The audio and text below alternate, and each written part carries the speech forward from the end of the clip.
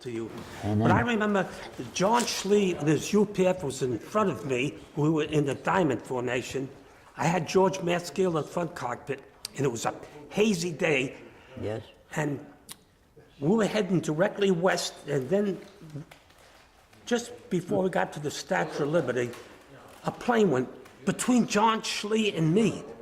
Whoosh! We didn't even see him. He was white. See, that's what was It was a dangerous out Cessna. It was there. all painted white. And George Maskell looked, Yeah. turned on, he went like this. I says, Holy shit. we almost had a mid-air collision. I know. It was, that's why. Then we went up to GW Bridge. I'm coming back, and I said to Billy, "No, you." The to you. Verrazano Bridge. You flew underneath the Verrazano Yeah, Bridge but- with Jerry in the back. And Yeah, I didn't tell you because I said the bridge is coming up. I said, Waller, I think we're gonna have to go under it instead of over it. and Boy. who's in the back says, don't, Bill, don't. What was it, Rita Stevens says Rita, no. yes. Yeah, she says no. My airplane. When it was at Zion's Airport, that's me there. That's Gus, my partner in this thing. That was in 1950, I think it was. 1950. This one, I could have bought for, I think they wanted $6,000 for it. You know, you could pick them up real cheap after the war, but then they kept going up, you know, maybe $80,000, $90,000. What kind of plane is that? Stearman.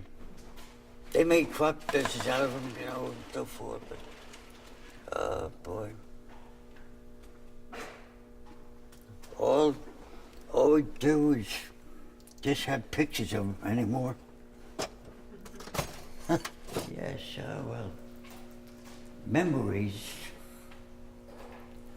All we have is memories, but at 10 years old, or 15, and my son soloed out of this field here.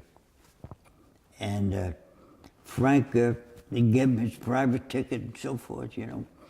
So now today, he's my co-pilot, so to speak, 'cause he has a commercial instrument and all that stuff, you know. But everybody's growing up, and you got to keep it going like this, you know. Like Tom Murphy, he passed away.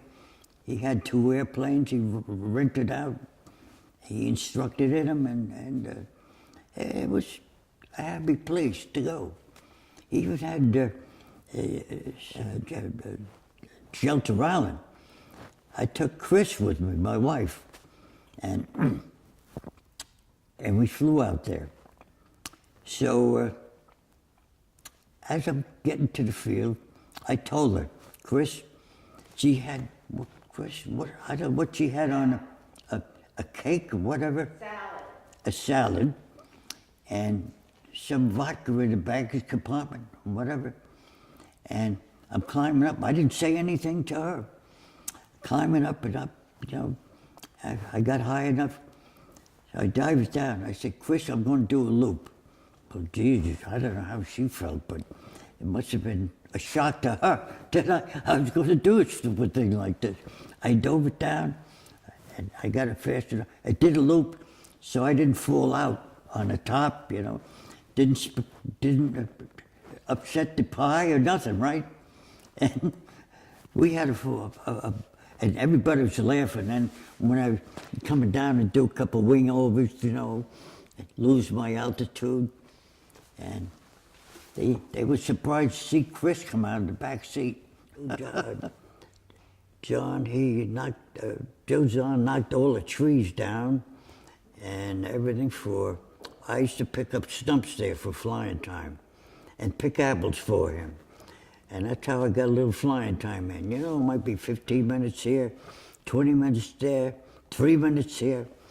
And I built up my time and studied for my commercial license and private license and so forth. And Joe had these 3 airplanes, and I was up there to maintain up in Freedom Plains. And at that time, Taconic Parkway ended at Route 52, which went into Poughkeepsie. And there was a cemetery there and a little airstrip. They had a Wacko, I believe, with a Warner engine in it, and one hangar with a windsock on it. And if you ever seen a Piper Cub with a 3-cylinder engine, one guy had one there. And he came in hot. Well, actually, when I landed there was a great car with a seal on the side, said Department of Commerce there. So I was sitting in the front seat illegally, and I flipped it around, and when I went down a gully, like, I jumped in the back seat and I taxied back. And this guy gets out and he said, who's the airport officer here? I said, I am. He said, you have a arrival and a departure seat? I had one in my pocket. I handed it to him. So he said, you're supposed to be watching the airport for spies and stuff. I said, well, you know, when I'm flying, I get a good bird's eye view of whatever is down below me. He didn't buy that story, so I get on the phone. He said, if you don't get Joe Zahn up here, I'm going to impound all these airplanes. What the hell, when you're a kid, 16 years old, I got a little nervous, you know. I got on the phone. I said, Joe, you better get up here. I'm in trouble with the CAA at that time. And so he drove up in his terraplane, I think it was. And he straightened everything out, made me feel good. Talked to the CAA guy, you know, he was old enough. And I went over to Grumman, and I got hired there at 17. You had to be 17. So one of my first jobs was a riveter, suit rivets, and I worked part-time on the fin of a Hellcat. So the fact that I had my pilot's license, I went over to flight operations, because over there you could work on a TBF, which you had to fly in the first flight off the ground, and it would be torching and backfiring, you know.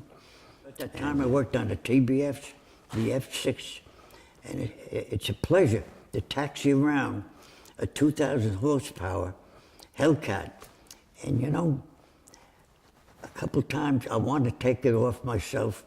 What the hell could they do to me? I would have my pilot's license, and well, what could they do? So I didn't want to break the code also. So I worked there till when I was 18, I signed up for the Air Force. Actually, it wasn't the U.S. Air Force, it was the Army Air Force, AAF. And I went to several schools, B-24, Willow Run, to a B-24 Willow Run. That hangar was 5,000 feet long. And then thereafter I went to another, I was in aviation cadets, and they sent me to Michigan State College. And you had to be, like you were in West Point, square meals and pass the salt, sir, Mr. whatever. And that was a really exciting time for me to be up there then. And then I leaned back to where from flight operations to the then I went Air Force. When I came out, I worked on the Bearcat. And then I went to publications. I was a tech writer on the escape and survival system and the airframe of an A6A, the rocket ejection seat and all that stuff from 0-0 capability and so forth. So then there was a big layoff, so I went to another company temporarily, and then I came back to Grumman. There was in 1948. and I worked on the Bearcat, and that was a thrill too. What else? Then I worked part-time for Setco. It was quality assurance near the Sheraton Hotel in Hopog. I don't know what was next on the list, but I'll try to. A couple of things. One you mentioned in front of Gus.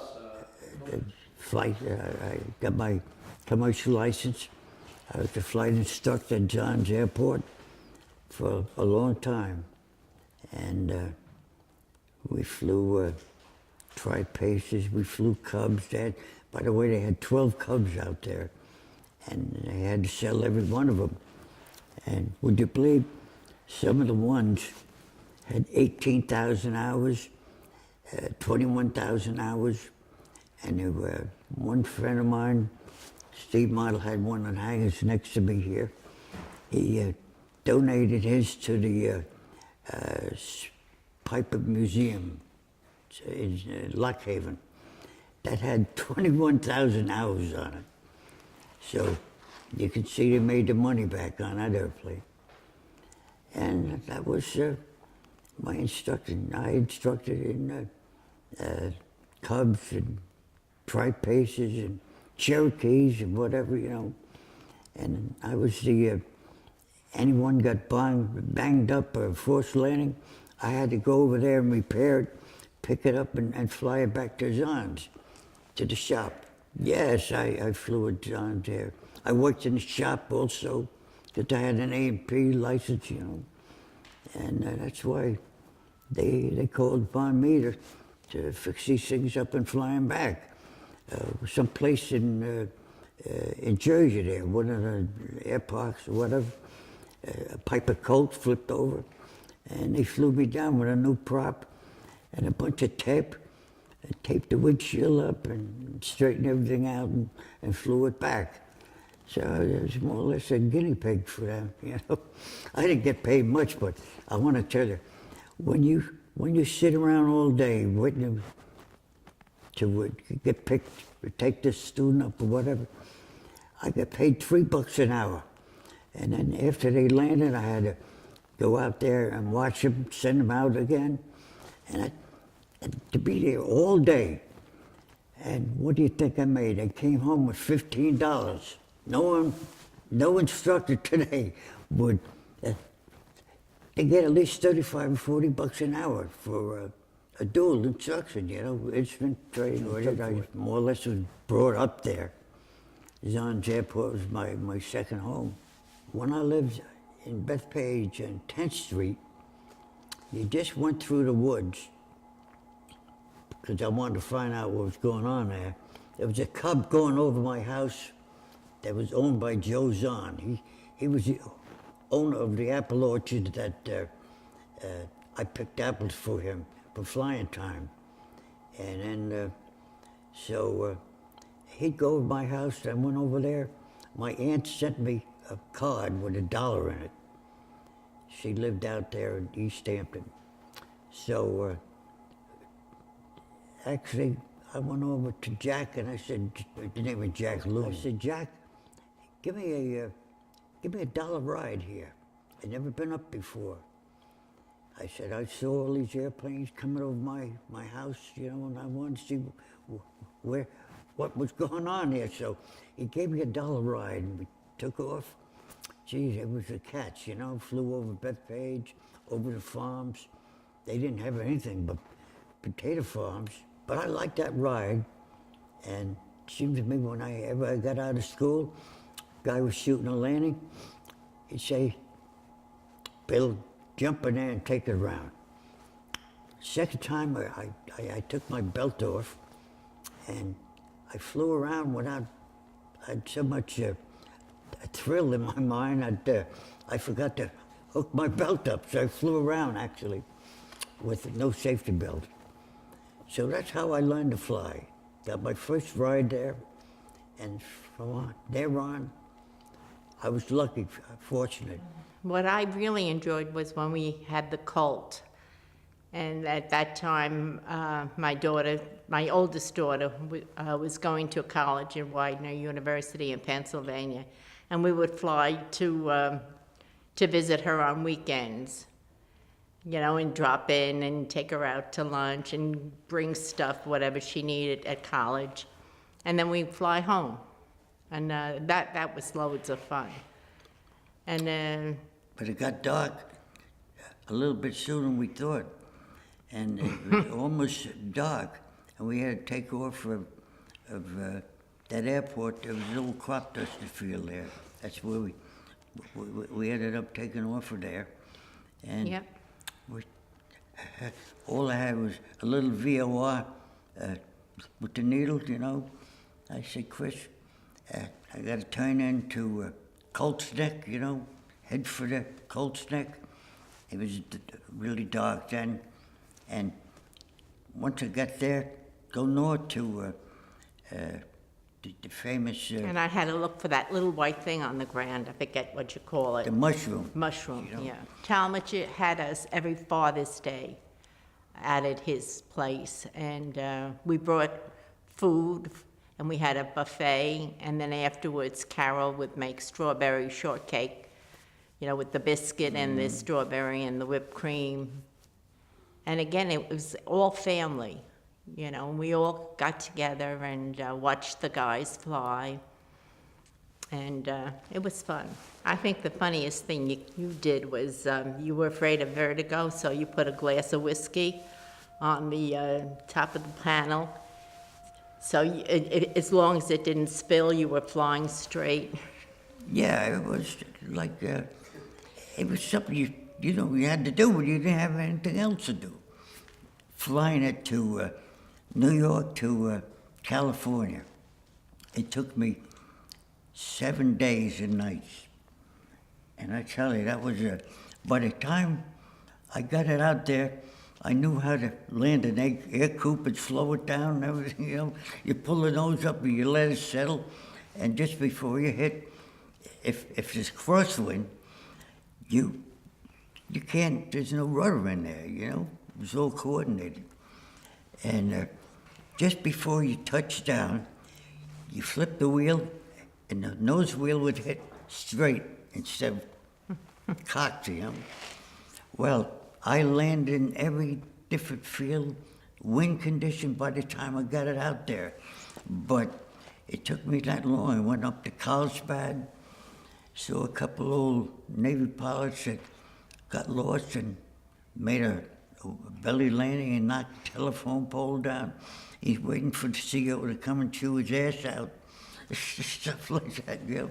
I had up to 9,000 feet over Tucson, and the mixture controlled about 1.5 inches out till she got rough, and I pushed it in. And then I climbed up higher over Phoenix, and then it was Lake Elsinore and the Salton Sea. That's where it was. And Blythe, and I was 11,000 feet over Palm Springs. I went over Mount San Jacinto, which had snow on there. And the gas gauge, I still had a little fuel there. I said, well, hell, if it quits on me, I could glide down to El Toro, Marine Air Station. I made it there. I was in that air coop 5.5 hours without stopping. Boy, I'm telling you. And I had to go to the men's room. I was in there, my bladder hurt so much, I didn't know whether it was empty or not. I tell you, it's when Deer Park had the Edgewater. It was like a big hotel, very thin. It's right on Comac Road. Deer Park was here. The railroad track was there. So Brentwood was to the east. Well, the train would come back around there a couple times. By the way, the Chateau Goudreau was up in the hills of Wyandanch, and he used to have the Bund meetings up there. Have you ever read about them? The Germans had their meetings up there, you know, and we used to dive down and buzz their restaurant and so forth at night. And this time, we were in a BT-13 and used to rent that out. The name of that airplane was called the Dozy Dotes. And Jack Whitland used to rent it out. So he'd say, how long you gonna fly, Bill? I said, maybe half hour. Jeez, Christ, he'd put maybe 40 minutes worth of gas in there. You know, he had a tight schedule. So this time, Lee, what he did, he dove at the train coming up the tracks. And you could fly low because the only obstruction you had was scrub oak and the little wires for the railroad going along the track. Well, what he did, he dove down and with the lights, all lights are off, dove down to that train, and then he puts his landing light on. Well, he said all you could see was sparks coming out of where the wheels were. And then he put the light off and buzzed away. And that was one experience. So I said to myself, you know, this is maybe 2-3 weeks later. We had night flying at Zahns Airport there too. But it was a good experience to have been able to rent that airplane for, I think, $15 an hour, some damn thing that they had. So I jumped, I didn't say nothing that night. I went out there around that time that train would be coming through. It was around 8 o'clock, you know. I'm flying around and there's light way down there towards Brentwood. So I waited till he got a little bit closer. By the way, that's where the Islip Airport was. That's something I forgot to ask to. That's where the Liper, he's got their office down there, right next to the railroad track. So I get down there, you know, no lights on, train is getting closer. I'm down to where I'm safe, put my landing lights on. Wow, all you saw was sparks coming out of the wheels. And I felt bad about that, but he actually came to a stop. I had the lights off, I buzzed away. Well, I landed back at Deer Park, and I said, geez, if I ever got caught, I'd be in jail.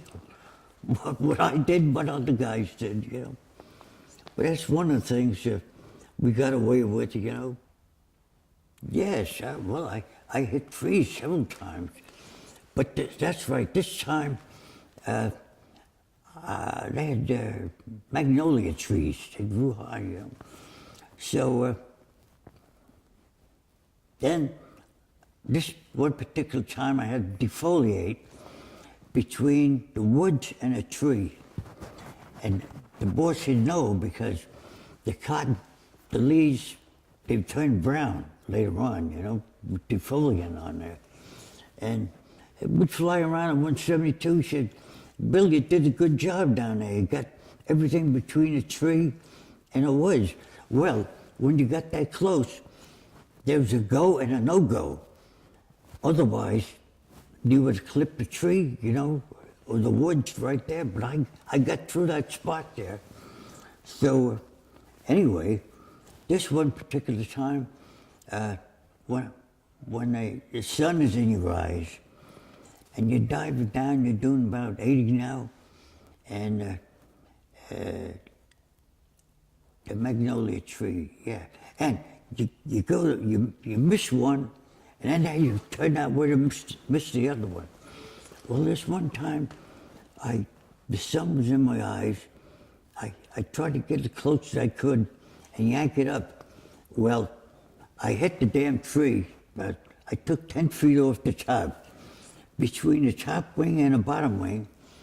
And I got a picture over there where I stove the leading edge in up to the spar. And that I couldn't shake it loose. I tried flipping it nose up, left and right.